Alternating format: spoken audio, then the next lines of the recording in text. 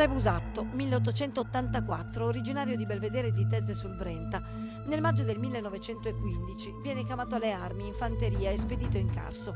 Lì conoscerà la dura vita di trincea. Mio bisnonno raccontava sempre che la vita nella trincea era molto difficile, si pativa la fame, la sete, il caldo soffocante d'estate, il freddo pungente d'inverno, c'erano malattie e soprattutto si era tormentati dai pidocchi.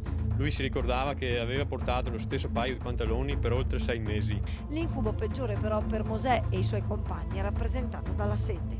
I fanti a volte per potersi dissetare arrivavano a bere la propria urina, raccontava sempre.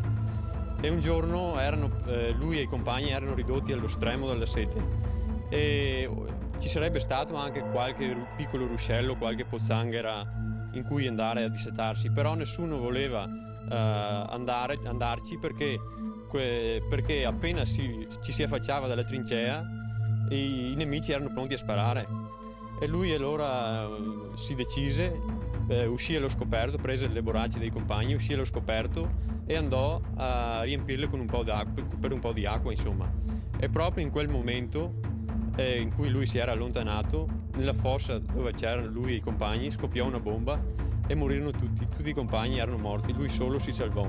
Mosè attribuiva quel piccolo, grande miracolo alla Madonna del Carmine e per questo, tornato vivo dalla guerra, volle andare a renderle omaggio al santuario di Montebaldo e lo fece a piedi, come a piedi era tornato dal fronte.